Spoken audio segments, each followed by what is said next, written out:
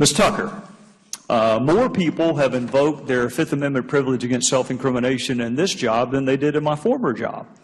And I was a prosecutor, so that's saying a lot. And two of them are current government employees. And just so there's no misunderstanding, they're invoking their Fifth Amendment privilege in connection with their official duties. We're not discussing bank robberies or narcotics trafficking. We're discussing their official duties, and they feel the need to invoke their Fifth Amendment privilege. So I want to ask you to do something for me, okay? Have you seen the text from Mr. Roseman? Yesterday, when the committee released the report, yes, okay. sir. So you have seen these despicable, homophobic slurs. Yes, sir. I saw the information in the committee report. Well, here's what I'm going to ask you to do.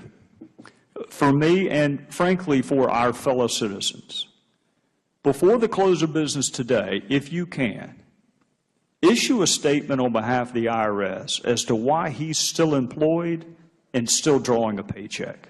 If you've seen the text that I have seen, I would like an explanation as to how you can keep your job if you say things he said in your official capacity. Can you do that? Can you explain to us how you can keep your job and your paycheck despite these homophobic slurs? Sir, if I might, as I said in my opening statement, based on the information in the committee report yesterday, I am sickened. All right. I appreciate that, Ms. Tucker. Not only as an IRS official, but I really also do. as a citizen. I appreciate that. My question was actually a little more specific.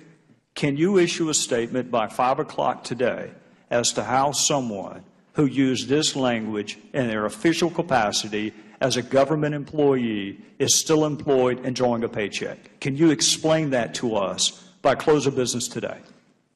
Sir, if I might, we are having discussions at Internal Revenue Service. How long do you anticipate those discussions are going to last? Because I just read the text this morning, and I've already reached my conclusion. So how long do you think it's going to take you all? So we are having discussions with our general counsel. How about close of business tomorrow? So we're going to do our very best to follow due process, but candidly to also make sure we do this appropriately, because I think the committee's aware of the federal personnel rules. And if this doesn't violate them, Ms. Tucker, then we need to change them. Yes, sir. We are doing everything we can to make sure that we follow the proper procedures. I'm going to be anxiously awaiting an explanation as to how you can say what this person said in your official capacity and keep your job and keep your paycheck. I will anxiously await that explanation. Mr. Yes, Castillo, why did Mr. Roseman invoke his Fifth Amendment privilege? I have no idea, sir. You don't know? You don't know what conduct he could be worried about? Well, I think you spoke about one of them, but no, sir, I don't know why he did, and I wish he was here to speak about some of this. Well, we do too, Mr. Castillo, but he's not, so I'll direct my questions to you. Okay. Did you discuss his invoking his Fifth Amendment privilege with him before today? No, sir, I did not. When's the last time you talked to him? Before February 20th. Do you know what criminal exposure he's concerned about? No, sir, I don't. You don't have any idea?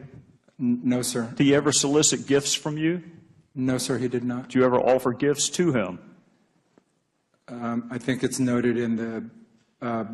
Well, humor me and answer it again.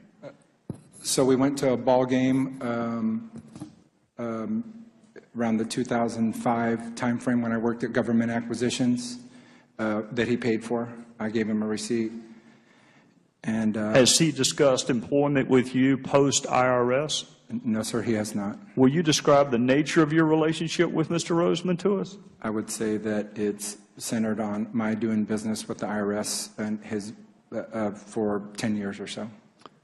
Did you discuss contracts that you were competing for or interested in with Mr. Roseman prior to the issuing of those contracts or the awarding of those contracts? Not to my, well, I'm not sure I understand the question, sir. Did we discuss contracts beforehand? I'm trying to figure out whether or not you violated any of the bidding procedures, whether or not he gave you an unfair advantage if you were seeking work that other people were also seeking. No, sir, I'm not aware that I have an unfair advantage in any of them. How about any advantage, unfair or fair? Did his relationship with you give you an advantage? No, sir. You've never discussed future employment with him? No, sir. Well, this is my last question because my time has run out. Mr. Castillo, have you read the text from Mr. Roseman? I have read them, sir. I provided them to the committee. All right. And you still say he's your friend? So, to be clear... No, I want you to be clear because I just read them, and I want you to be clear. You've read them. You know what's in them. The homophobic slurs in his official capacity. Y'all still friends?